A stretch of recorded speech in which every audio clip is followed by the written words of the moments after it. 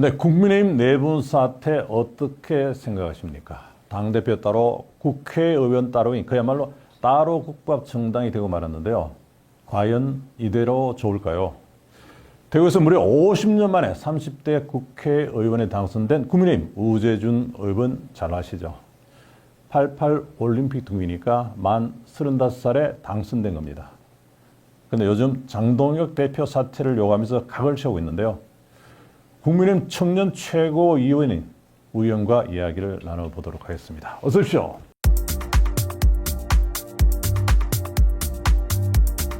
안녕하세요. 반갑습니다. 네. 잘 지내셨습니까? 예. 그런데 국회의원 지금 인정이 됐습니다. 할만합니까? 와, 진짜 제가 첫 당선되고 첫 번째 나왔던 방송이 지금 이 방송입니다. 교수님하고 했던 방송이고 벌써 2년의 시간이 지났습니다. 2년 동안 되돌아보면 정말 많은 일들이 있었어요. 나라에는 뭐 계엄, 탄핵, 뭐 그다음에 정권 교체, 우리가 갑자기 야당이 되고 또 너무 많은 이런 투쟁 속에 들어가는 그런 폭풍을 겪었고 뭐 그러다 보니까 참 어려움도 많이 겪고 개인적으로는 개인 삶을 되돌아볼 시간도 전혀 없더라고요. 전혀 없고 뭐 친구도 거의 만날 수 없고 가족도 만나기 힘들고 그런 시간들을 막 보내기도 했는데 그래도 그 시간 속에서 우리 국민들께서 저한테 걸어주시는 기대, 희망, 그 다음에 이런 목소리들을 좀 반영해 달라라는 그런 요구 이런 것들을 보면서 또 너무 많은 책임감도 많이 느꼈고 거기에 대해서 많은 또 응원도 해주시고 그런 것들을 보면서 참 뿌듯하다고 또 많이 생각을 한 그런 시간이었던 것 같습니다. 아마 초선 의원이지만 지난 2년간 존재감을 굉장히 부각시킨 그 의정 활동이 아닌가 싶은데요. 그런데 지방선거 관련 한 가지 여쭤보고 시작하겠습니다. 보통 선거 때가 되면은 후보들은 당대표에게 제발 시간을 내서 좀 지역구 와달라. 유세차를 타달라 부탁하지 않습니까? 근데 지난 지방선거 같은 경우는 좀 특이했던 것 같습니다. 어떻게 보면 당대표가 갈 곳을 잃었다. 갈 곳이 없다. 할 정도로 부르는 곳이 없었는데 국민의힘이 왜 이렇게 됐다 보십니까? 우리 지도부가 좀 국민들과 당원들 중에 뭐 물론 둘 다 소중합니다만은 우선순위를 어떻게 둘까라고 했을 때는 조금 더 당원들 그 중에서도 조금 더 뭐 극단적이라고 평가되는 그런 당원들의 조금 더 많은 무게를 두고 있었던 게 근본적인 원인이 아닐까라는 생각이 듭니다. 그러다 보니까 이제 막상 정말 모든 국민들이 투표를 해야 되는 이런 본 선거 기간에는 국민들한테는 좀 인기가 없는 그런 모습이 되는 현상이 있으니까 오히려 선거운동 지원이나 이런 것들은 뭐 원활하게 하지 못하는 이런 현상이 있는 것 같습니다. 이건 다만 우리 당만의 문제는 아니고 사실 지금 정치가 다들 이렇게 좀 되어가는 그런 측면이 있습니다. 지금 민주당에서도 지난번 정청래 대표가 뭐 당원들한테는 굉장히 인기를 많이 얻어서 민주당 당대표가 됐지만 막상 본 지방선거 기간에는 많이 이렇게 지원 유세를 다닐 수가 없었거든요. 오히려 뭐 억지로 좀 약간 대표가 가려고 하면 뭐 지역에서는 후보자들이 뭐 마지못해 좀 약간 대표를 맞이하는 그런 형상을 보였습니다. 이게 우리 정치 자체가 평소에 너무 많은 조금 각 진영의 지지자들에게 눈치를 좀 보다 보니까 막상 양쪽에 있는 지지자가 아닌 중간에 있는 많은 국민들은 좀 소외시키고 있는 이런 정치를 하고 있는 거 아닌가라는 생각이 듭니다. 지난 대구시장 선거 때도 비슷했던 것 같아요. 조영 선대위원장께서는 장 대표를 공식적으로 부를 일이 없다. 이런데 아마 조영국 후보 쪽에서 요청했던 모양이죠. 한번 다녀가시지 않습니까? 근데 그런 상황이 여야 다 공이 다 있었던 사안입니다. 그 말씀이시고. 근데 우 의원께서 하신 말씀 상당히 파장이 컸습니다. 대구시장 선거에서 미래를 생각하는 유권자들은 민주당 후보를 선택했고 과거를 보는 사람들은 국민의힘 후보를 찍었다. 상당히 파장이 큰 발언이었는데 배경이 어떻게 됩니까? 저는 뭐 대구시장 선거가 이번에 그래도 너무나 다행히 우리 추경호 시장께서 당선이 되셨습니다. 그런데 이 당선된 배경, 그다음에 이 당선된 과정들을 봤을 때 과연 우리가 그냥 승리했다. 뭐 아유 잘했다 이제 희망 장밋빛 미래만을 이렇게 볼 수 있는가라고 했을 때는 저는 그렇지는 않다고 봐요. 그렇지는 않다고 보고 많은 정말 그 국민의힘을 지지하면서도 정말 대구를 많이 아끼고 대구의 경제나 이런 부분들에 대해서 걱정하는 분들은 이번에 오히려 이번만큼은 김부겸 후보를 찍어야 되는 거 아닌가라고 정말 많은 고민을 하셨습니다. 그리고 실제로 우리가 각종 여론조사 지표들이나 이런 걸 봤을 때 65세 이하를 보면요. 거의 대부분이 김부겸 후보가 앞서는 결과가 나왔습니다. 전국적으로 봤을 때 지금 2030이 보수화됐다, 오히려 국민의힘을 많이 지지한다라고 평가가 되고 있음에도 불구하고 오히려 대구에서는 2030조차 김부겸 후보를 더 많이 지지했다라고 이런 각종 지표들이 나오고 있습니다. 그렇다면 정말 지금 한창 경제 생활을 하고 있고 또한 미래에서 대구에서 살아가야 될 사람들은 그 사람 65세 이하의 분들만 이렇게 모았을 때는 오히려 사실상 김부겸 후보가 승리했다고도 볼 수 있는 이런 선거 결과이기도 합니다. 그러면 우리가 그럼에도 불구하고 우리 뭐 추경호 시장님이 이겼으니까 그냥 잘 된 거야 이렇게 볼 게 아니라 정말 이 불만이 왜 이렇게 일어났는가라는 부분을 좀 냉철하게 보고 우리도 이런 부분에 좀 개선점을 찾자, 우리가 뭐가 잘못됐는지를 보고 정말 다시는 이런 일이 있지 않게 정말 우리가 시민들을 실망시키는 일이 없게 그런 정치를 하자, 그런 의미에서 제가 그렇게 좀 말씀을 드렸습니다. 당내에서 좀 비판이 안 많았습니까? 직접적으로 저한테 막 비판하시는 분들은 많지는 않았어요. 왜냐하면 많은 분들이 또 그런 부분을 공감하시는 분도 저는 많다고 생각을 합니다. 그래서 이번에 우리에게 시민들께서 주신 표가 정말 너희 잘했다라는 게 아니라 정말 한 번 더 기회를 줄 테니까 더 나은 모습을 보여보라라는 그런 의미라는 거를 많은 분들이 알고 계시기 때문에 그런 부분을 이해해 주셨다고 생각을 합니다. 대구 지역 출신 국회의원들이 좀 반성해야 될 부분이 아닌가 생각되는데요. 본론 들어가면요. 요즘 의원께서 장동혁 대표에 대해서 굉장히 각을 세우고 계시는데요. 퇴진하라고. 특히 최고위원 포함해서 당 지도부 일괄 퇴진을 요구하시죠. 근데 국민의힘 역사를 보면은 실제 국민의힘도 그렇고 그 계열 정당들 보면은 비대위체제가 너무 많았잖아요. 네. 그런 측면에서 보면은 장동혁 대표 임기를 보장해 주는 게 좋지 않습니까? 저도 지도부가 너무 자주 교체되는 게 옳지 않다고 생각을 합니다. 지도부가 너무 자주 붕괴되거나 이렇게 되면 당내 갈등이 되고요. 어쨌거나 그 대표를, 그 지도부를 또 지지하는 분들이 있기 때문에 그분들이 또 갈등 세력으로 이렇게 될 수밖에 없고, 또한 당 운영에 있어서도 조직이 너무 자주 변경되면 일이 잘 진행이 될 수가 없습니다. 그런 측면에서도 지도부가 자주 교체되는 건 저는 바람직하지 않다고 생각을 합니다. 참고로 제가 그렇기 때문에 지방선거 전에는 오히려 장동혁 대표님 사퇴하면 안 된다라고 저는 주장을 했었습니다. 중간에 많은 일들이 있었죠. 계엄 1주년이 지났는데 왜 사과하지 않느냐, 이런 것들부터 해서 어떻게 그 윤석열 대통령에 대해서 1심 유죄 판결이 나고 했을 때도 지도부가 이렇게 가면 안 된다, 사퇴라는 그런 수많은 요구가 있었음에도 불구하고 그때는 오히려 제가 먼저 나서서 지도부 사퇴하면 안 된다라고 제가 오히려 이야기를 했었습니다. 그게 지금과 같은, 제가 방금 전에도 말씀드린 지도부의 이런 거치라는 것도 굉장히 임기라는 게 중요하다라는 걸 저는 생각을 했기 때문입니다.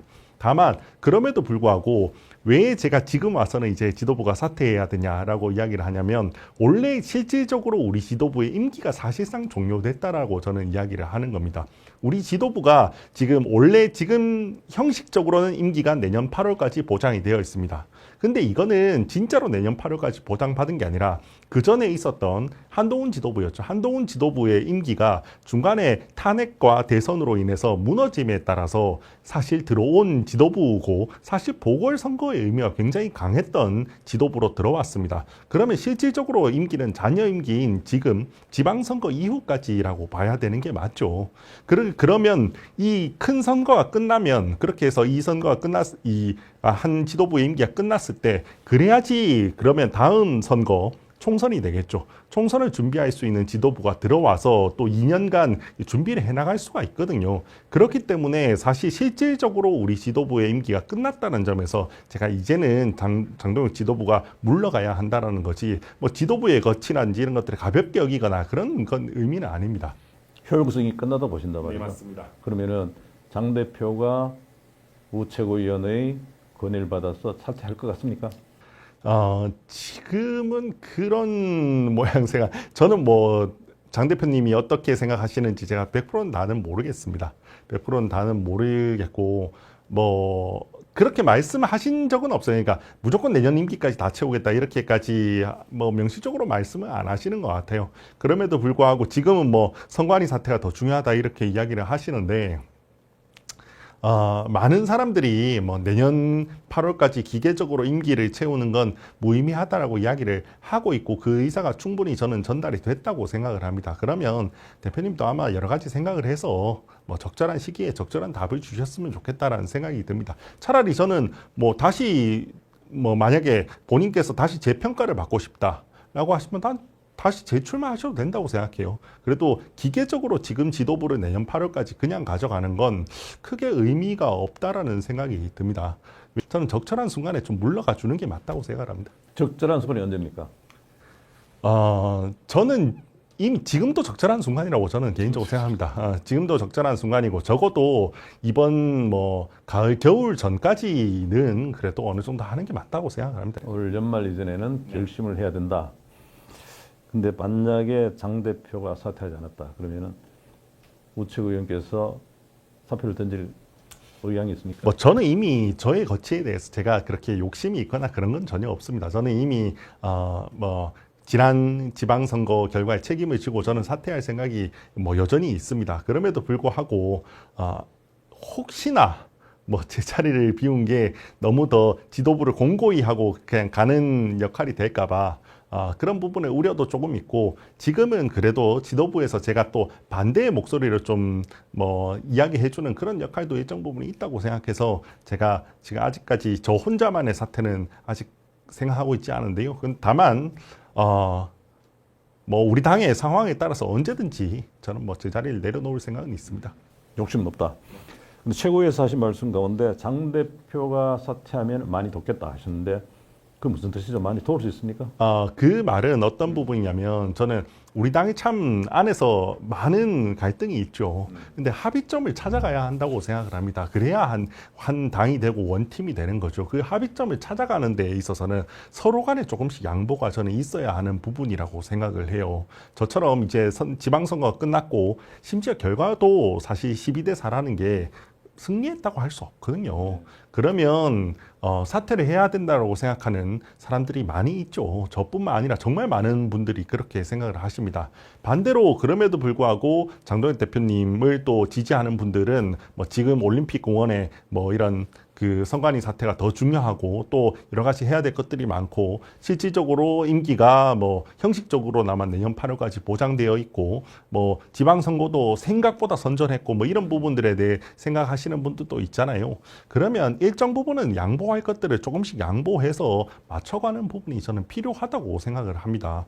그러면 뭐 그래서 제가 역으로 처음에는 장 대표님이 즉시 사퇴를 하자고 저는 이야기를 했다가 뭐 선관위 사태가 더 중요하다고 이야기를 하니까 그러면 선관위 사태 이후에 사퇴하겠다는 말씀을 해달라. 이거는 제 나름에는 양보예요. 합의점, 이 정도의 합의점을 찾아봤으면 좋겠습니다라고 했던 거고 만약에 그게 아니더라도 본인이 또 생각하시는 합의점에 대해서 이야기를 해주시면 그게 합의가 되면 원팀이 되면 당연히 돕죠. 제가 원팀이 되고 당연히 제가 그런 부분에 대해서 합의점을 찾았는데 안 도울 이유가 전혀 없죠. 그런 의미에서 제가 이런 적절한 합의점에 대해서 찾아주시면 저도 정말 최선을 다해서 열심히 돕겠다 이런 말씀을 드렸던 겁니다. 그리고 장 대표를 공격한 국회의원들에게 문자 폭탄이 쏟아지고 있다는데 혹시 의원께도 문자 폭탄이 왔습니까? 많이 오죠. 그래요? 어느 정도 옵니까? 요즘에는 그래도 뭐 하루에 뭐 수십 건 정도 오는 것 같은데 지난 2년 동안 제가 문자 폭탄을 워낙 많이 받아서 뭐 사실 문자 폭탄이 온다는 것만으로 제가 뭐 엄청 위축이 되거나 그런 건 아닙니다. 다만 그럼에도 불구하고 내용들을 많이 읽어봐요. 제가 많이 읽어보고 그 중에서 제가 좀 들어야 될 말들은 또 듣고 좀 거친 말들이 많은 건 사실입니다. 거친 말들이 많지만 그 중에서도 제가 또 귀담아 들어야 될 부분들이 있고요. 두 번째는 그 중에서는 보면 좀 굉장히 합리적으로 이야기하시는 분들도 있으세요. 그런 분들한테는 제가 답장도 좀 드리고 이렇게 하는데 그런 이야기들은 저도 받아들이려고도 하고요. 그럼에도 불구하고 또 너무 그런 문자 때문에 제가 너무 이렇게 그 위축되거나 경도돼서 또 균형 잡힌 시야를 잃거나 또는 국민적인 시야를 잃어서도 안 된다고 생각하거든요. 그런 부분들은 적절히 고려하려고 생각하고 있습니다. 균형을 잘 잡으십시오. 어차피 정치는 좋아하는 사람들끼리만 가는 게임이 아니고 반대하는 사람과 같이 가야 되니까 잘 조정하시기 바라겠습니다. 그리고 국민의힘이 안고 있는 가장 큰 문제는 뭘 꼽을 수 있겠습니까? 저는 사실은 지금의 수많은 갈등이나 이런 것들에 조금 이걸 표면만 봐서 되는 게 아니라 근원적인 어떤 원인이 무엇인가라는 부분도 같이 볼 수 있어야 한다고 생각하거든요. 저는 한 두 가지 정도가 사실 우리 당의 큰 문제라고 생각을 합니다. 하나는 우리 당이 아직 시스템화되지 못한 것이 가장 큽니다. 왜냐하면 과거에 우리 정당이라고 하면 보스가 중요했습니다. 보스 정당이라고 불렀죠. 보스 정당. 그래서 삼김 시대 이럴 때 보면 그 당이라는 게 사실 당원이 중요한 게 아니라 그 보스가 누구인가가 정말 중요했습니다. 김영삼이냐, 김대중이냐, 김종필이냐 이런 식으로가 중요했습니다. 그럴 때는 사실 보스가 모든 것들을 다 했죠. 그 당에 해당하는 것들. 근데 이제 그 시대가 끝나고 이제 당이라는 게 더 중요해진 시대가 됐습니다. 그러면 이 당은 기존의 보스가 하지 못했던 것들을 시스템으로 많은 것들을 채워야 됩니다. 제일 대표적인 게 평가 시스템입니다. 왜냐하면 예전에는 어떤 국회의원이 잘했고 우리 당이 어떤 국회의원이 좀 모자랐고 또는 아니면 신인 중에는 어떤 사람이 괜찮고 어떤 사람은 좀 부족하고 이런 것들에 대해서 평가 시스템이라는 게 아주 많이 필요하지 않았어요. 왜냐하면 보스 정당인데 보스가 알아서 생각하면 됩니다. 근데 이제는 그런 시대가 조금 지나갔고 이제 이 당 안에서 누가 의정 활동을 열심히 하고 있고 누구는 어떤 좀 외부의 국민들과 소통을 좀 열심히 하고 있고 누구는 투쟁을 열심히 하고 이런 것들을 좀 다 제대로 평가할 수 있는 시스템이 있어야 됩니다. 두 번째라고 하면 우리 당이 가장 뼈 아픈 것 중에 하나가 사실은 4050 세대를 잃어버린 겁니다. 4050 세대를 잃어버렸고 이거는 지지자도 잃어버렸지만 인재들도 많이 잃어버린 측면이 사실은 조금 있습니다. 그래서 실제로 우리 당의 이런 국회의원 구성 비율을 보면 사실 4050이 굉장히 적습니다. 우리 당은 2030, 30대와 60대가 많은 정당입니다. 적어도 민주당에 비해서. 그러면 그래도 사회생활을 가장 왕성히 하고 있는 4050의 인재들도 우리가 좀 많이 놓쳐버렸고, 그 다음에 거기에서 지지자도 많이 놓쳐버렸는데, 이런 부분들에 대해서 우리는 어떻게 좀 보완할 것인가, 이런 부분들을 좀 잘 채워나가야, 그래야 인재풀도 넓어지고, 이게 당의 큰 체력이 되지 않을까라는 부분에 있어서, 그 두 가지가 없는 게 우리 당에 저는 가장 큰 근본적인 문제인가. 굉장히 중요한 문제를 지적하신 것 같아요. 시스템 정당이 무너져 있다는 거. 그 다음에 사회 중심축인 4050을 놓치고 있다는 거. 직접 나서 좀 잘 보시죠. 알겠습니다. 네. 그래서 지금도 저는 표면적으로는 아마 방송 보시는 분들도 그렇게 생각할 거예요. 제가 누구랑 친하고 이런 건 너무 유명하잖아요. 그래서 누구 편이고 이쪽 편은 어떻게 싸우고 있고 이것만 보시겠지만 사실은 이거는 저는 표면에 불과하고 사실 이 잃어버린 이 근원적인 이 시스템에 대해서 우리는 조금 더 고민해야 되고 그걸 좀 더 개선할 방법에 대해서 좀 더 함께 논의해 나가야 될 때가 아닌가라는 생각을 합니다. 제가 사실 장도연 대표님 사퇴하자라고 했던 거는 이제 앞으로 이제 이런 우리 구조적인 문제들을 오래 논의해 나가자라는 의미도 있어요. 기존에 있었던 한 국면, 탄핵 때부터 해서 이 수많은 갈등의 국면은 이제 좀 넘어가고 과거로 보내고 넘어가고 이제 찬찬히 우리의 구조적인 문제들을 해나가자. 그러려면 좀 지도부를 비워두고 공석으로 두고 그냥 좀 이런 이야기들을 그냥 대등한 테이블에서 같이 좀 해나가자라는 그런 의미에 더 가깝습니다. 근데 물론 그 부분은 제가 제안한 대로 다 되지는 않았지만 그래도 지금 앞으로 이런 논의들을 좀 해나갔으면 좋겠습니다. 네. 지난 부산 북갑 보궐선거 관련해서 상당히 말이 많았는데요. 장동혁 대표가 굉장히 격앙됐던 것 같아요. 네. 많은 의원들을 윤리위원회 넘겼죠. 네. 의원도 넘었습니까? 예, 제가 징계 신청 건수가 1등으로 알고 있습니다. 제가 18,000건 정도 그래요? 제가 신청된 걸로 알고 있습니다. 그 강경 대책 어떻게 생각하십니까? 사실 징계 신청 건수만으로 바로 징계가 되는 건 아니니까 아직까지 좀 지켜보려고 하는데요.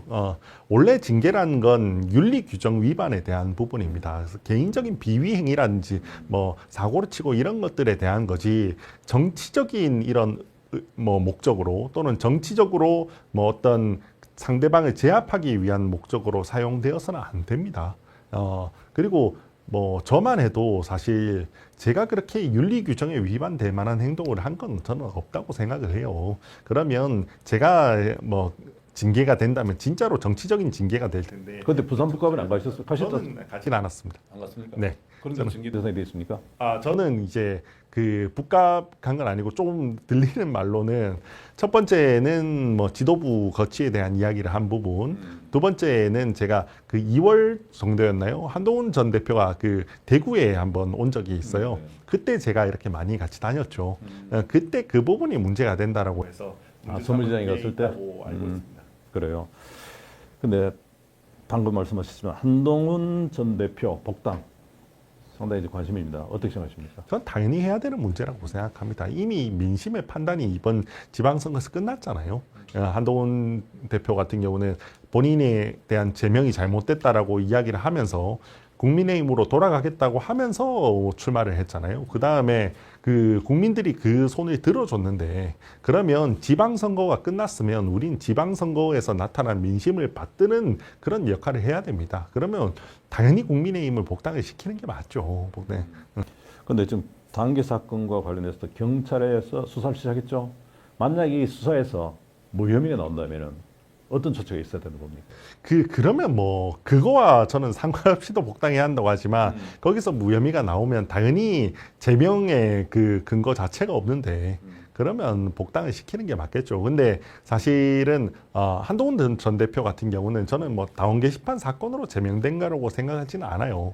그보다는 탄핵 찬성에 대한 받아들일 수 없다라는 그 우리 당원들 중에 좀 그 여전히 그 탄핵에 분노하는 그 당원들의 그 마음이 이제 결국엔 한동훈 전 대표를 전 내쫓은 거라고 생각을 합니다. 그럼에도 불구하고 이미 헌재의 결정이 나왔고 국민들의 판단은 끝난 거라고 생각을 합니다. 너무나도 안타깝고 지금도 저도 윤석열 대통령 재판을 하고 하는 보면 참 가슴도 아프고 그러지만 그럼에도 불구하고 그 계엄이 잘못됐고 그 탄핵은 어쩔 수 없었다라는 건 이미 판단은 끝난 부분이라고 생각하거든요. 그러면 거기에 뭐 탄핵 찬성을 했다고 한 사람을 내쫓았어도 안 되는 거고, 심지어 그러면 안 된다는 걸 이번 지방선거에서 국민들이 한 번 더 선거로 판단까지 해주셨는데 그럼에도 불구하고 자꾸 뭐 복당 안 된다 이런 건 적절하지 않다고 생각합니다. 지난번에 제명할 때는 단계 사건으로 제명한 거 아닙니까? 그렇긴 하지만 이게 그 표면상으로는 그 이유일지라도 그 사실 이 결국엔 정당에서 하는 이 징계 행위도 일정 부분 정치적 맥락이라는 게 있거든요. 정치적 맥락이라고 하면 사실은 그 탄핵 찬성이 없었으면 제명당하지 않았겠죠. 그리고 단계 사건만 봐도 그게 내용이 결국에는 뭐 가족들이 좀 약간 이렇게 글을 썼다 이거밖에 없거든요. 원래 가족들이 뭐 했다고 해서 본인을 징계하는 건 이 자체의 연좌제인데 그걸로 제명을 한다는 거는 원래 성립되지가 않죠. 그러니까 이 한 가지 여쭤보겠습니다. 네. 우리 여의도에 네. 배신자 프레임이 성성하지 않습니까? 근데 한동훈, 장동혁, 한동훈 그대로 본다면은 장동혁 대표의 강경방침 이게 한동훈 대표에 대해서 어떤 배신자로 볼 수는 있습니까?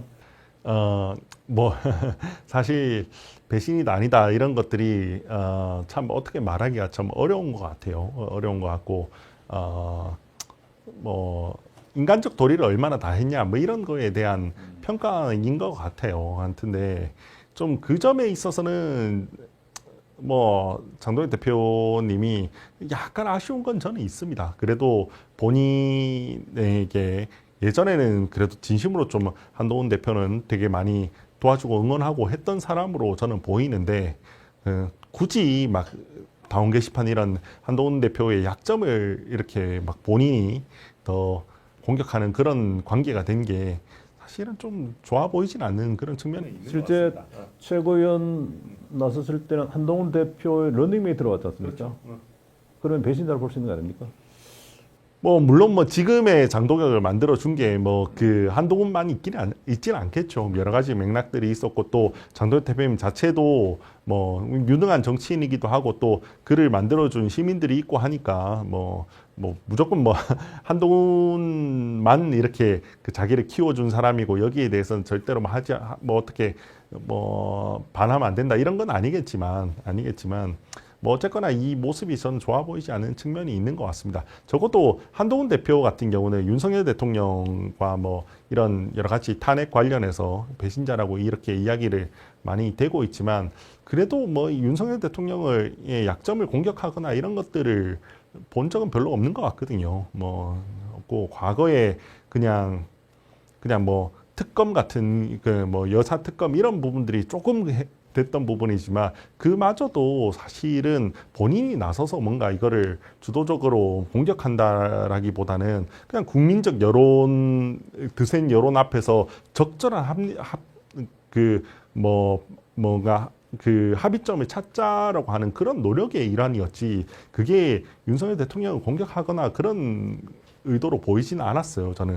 그럼 반대로 장도연 대표님은 좀 약간 본인이 나서서 다운 게시판 이런 걸로 막 하는 걸 보면 좀 안타깝다는 생각이 있습니다. 안타깝다는 게 배신자라는 걸 인정하는 겁니까?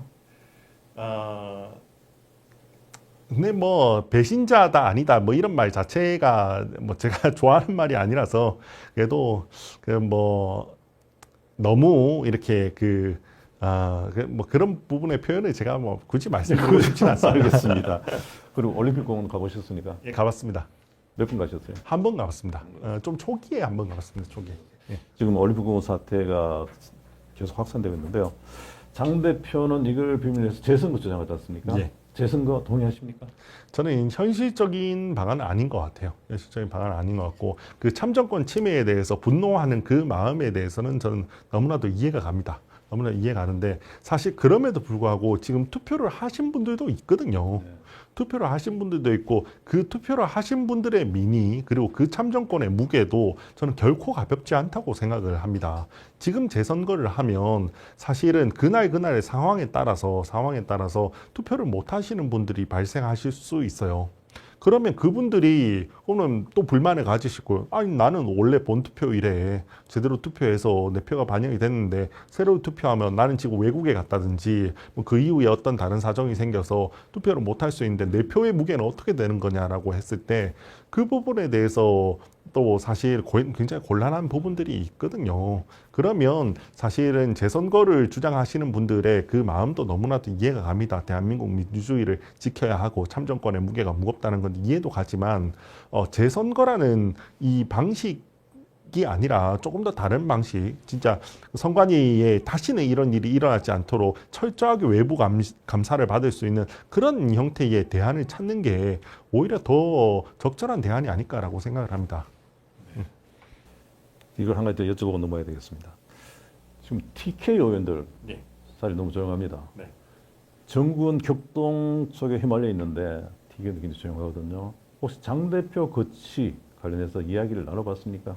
제가 뭐 다른 TK 의원분들하고 직접 이렇게 대화를 많이 나눠보지는 않았습니다. 왜냐하면 일단 제가 외부 바깥으로는 장 대표님의 거취를 이야기한 너무 대표적인 인사가 돼 있다 보니까 또 제가 막 이야기를 드리는 게 조금 조심스러워서 그런 측면이 있습니다. 그리고 어쨌거나 장 대표님도 우리 당의 소중한 자산이고 우리 당의 대표신 분인데 거기에 대해서 아무리 원내 의원들이라 할지라도 막 함부로 막 이야기하는 게 또 조심스러운 부분들이 있을 거예요. 다만 그래도 우리 정정식 원내대표님께서 이렇게 개별 의원들도 다 많이 만나시고 여러 이렇게 그룹을 해서 이야기를 많이 들으시는 걸로 알고 있습니다. 그리고 그래서 제가 다 이렇게 일일이 이야기를 나눠보지는 않았습니다. 다만 어느 정도 생각은 그래도 지금 이 형태로 그냥 이를 쭉 가는 건 문제가 좀 있는 거 아닌가라는 생각은 좀 많이 있다라고 느끼고 있습니다. 그 의원들하고 직접 대화를 나눠보지는 않았지만은 분위기를 보면은 어떻게 보면은 장 대표가 이제 물러날 때가 됐다 생각하는 의원이 더 많다고 봅니까? 맞습니다. 다만 형식이나 정확한 시기나 이런 부분들에 대한 부분은 약간씩 이견이 있을 수 있죠. 그리고 하지만 그래도 그냥 내년 8월까지 그냥 기계적으로 임기를 채우는 이거는 좀 옳지는 않은 올바른 방향은 아닌 것 같다라는 부분에 있어서는 다들 공감대가 좀 있다라는 제 생각입니다. 대구 경북 TK 의원들은 임기를 채워서 안 된다 생각 같다. 오늘 바쁘신데 시간 내서 감사합니다. 고맙습니다. 앞으로 자주 나와주십시오. 자주 나오겠습니다. 감사합니다. 감사합니다. 네.